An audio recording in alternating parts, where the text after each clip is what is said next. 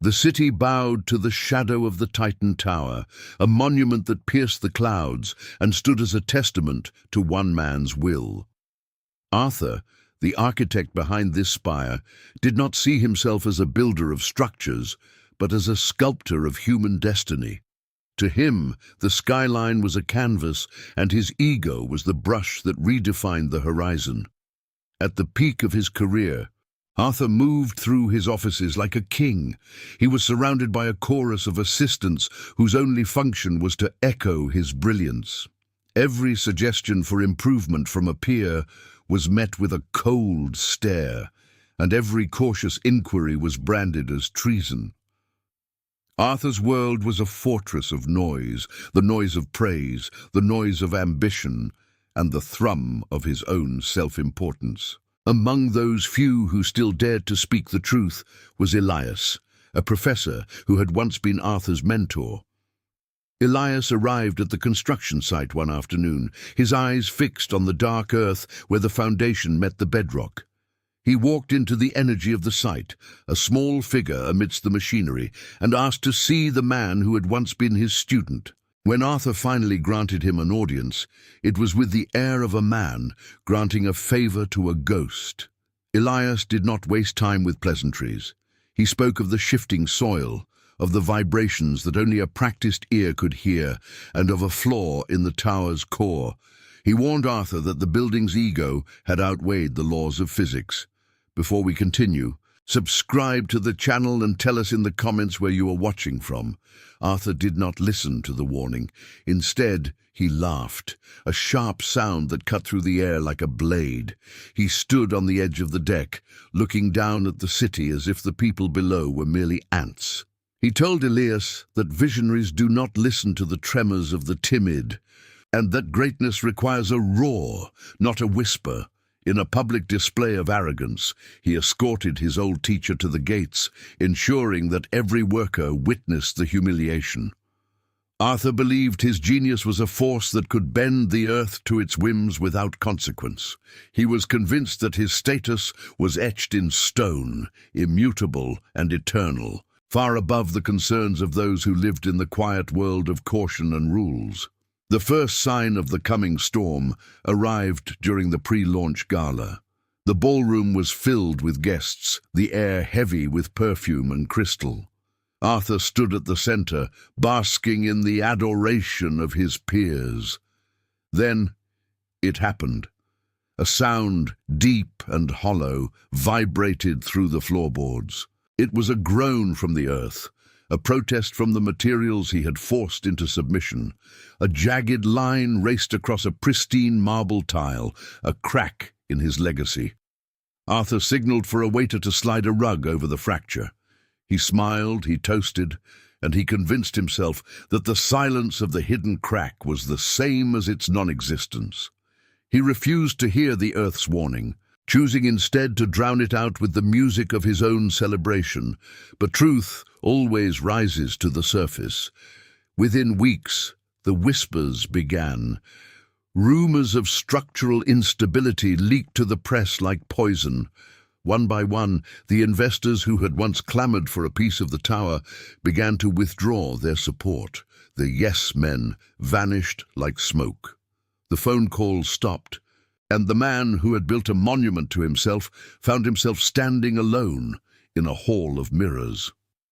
The authorities arrived, their tape a final shroud for his masterpiece. Broken and hunted, Arthur fled. He drove through the night, leaving the glow of his failures behind, heading toward the remote mountain cabin that had belonged to his late father. It was a place of timber and cold, removed from the surfaces of his former life. Yet as he stepped into the wind, the silence he sought remained elusive. Even in the profound stillness of the woods, the noise of his ego screamed in his head, a deafening replay of every failure he had been too loud to hear. The mountain cabin was a structure of humble pine and stone, a stark contrast to the glass monolith that had become Arthur's tomb in the city. He arrived seeking sanctuary, believing that once the sirens and sycophants were gone, his mind would return to its former brilliance. Yet the isolation of the peaks proved to be a cruel mirror. Inside the small room, the silence was not a void. It was a theatre.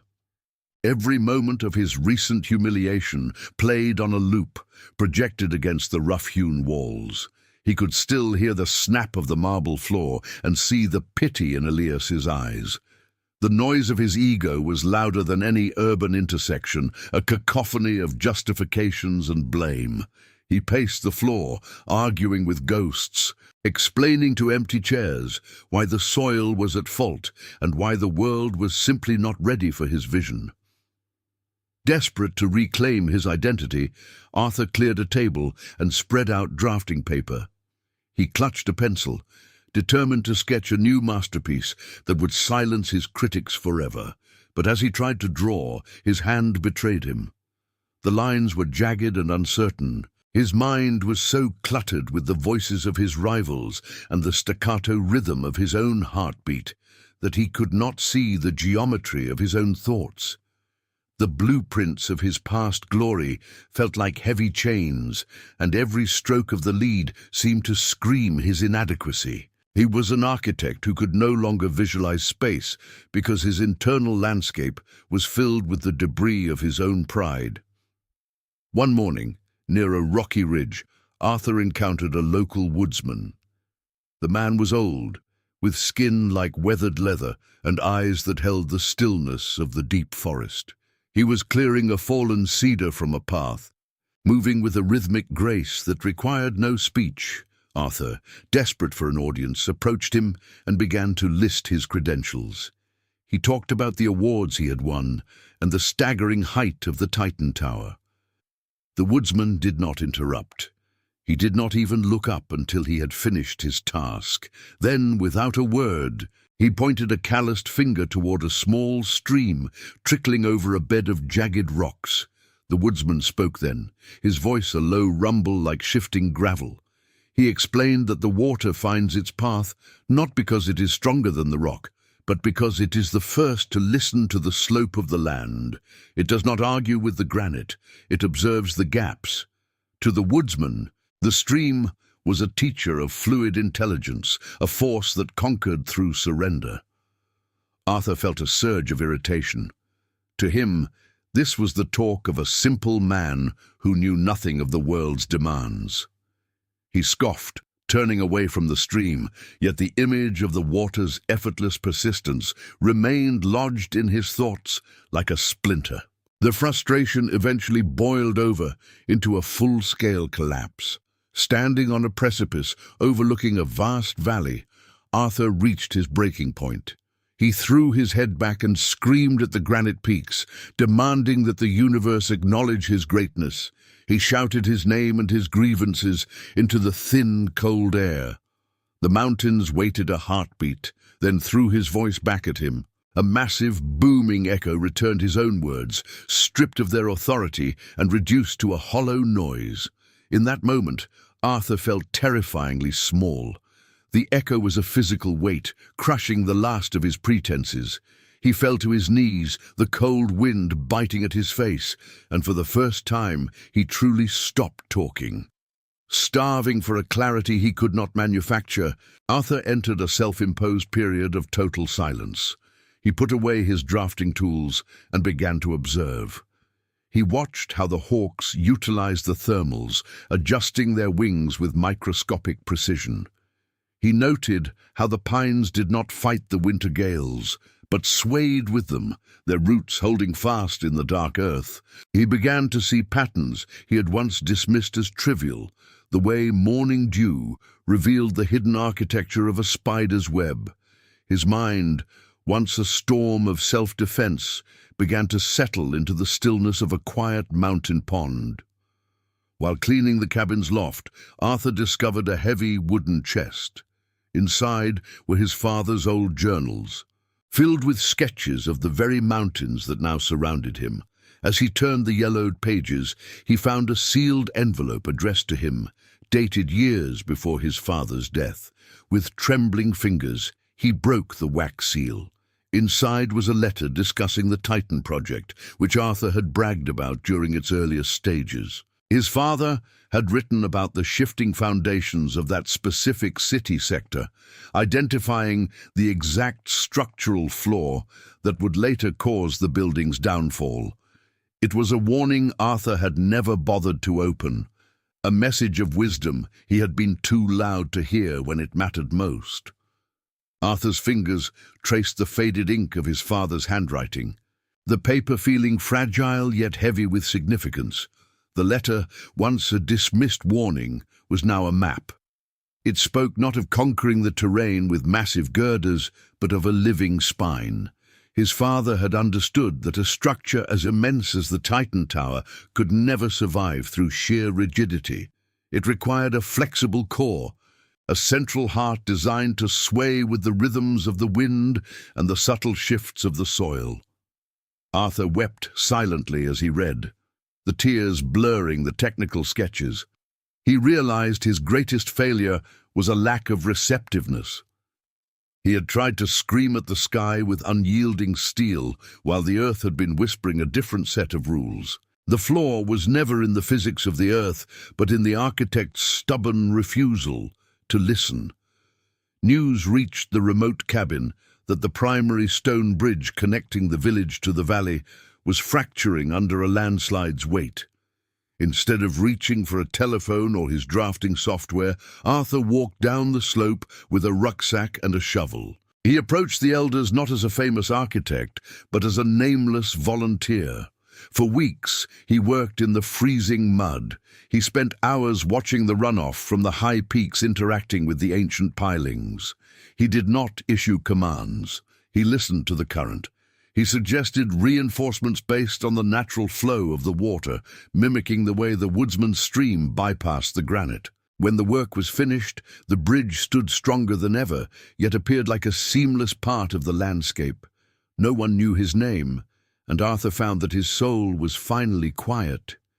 This silence became his armor when he finally returned to the city.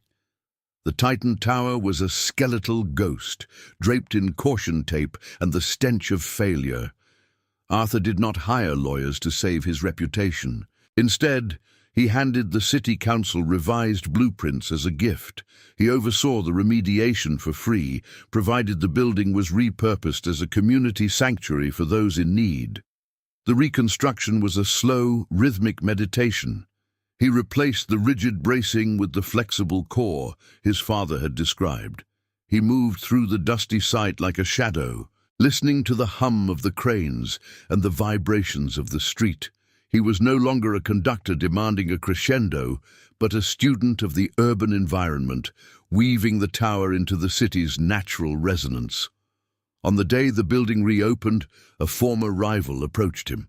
The man was still trapped in the noise of his status and the frantic race for dominance. He mocked Arthur's calloused hands and plain clothes, laughing at what he called a lost legacy.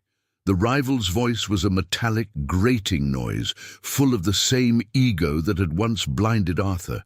Arthur simply looked at the man with a genuine smile. He offered no defense and felt no need to prove his worth.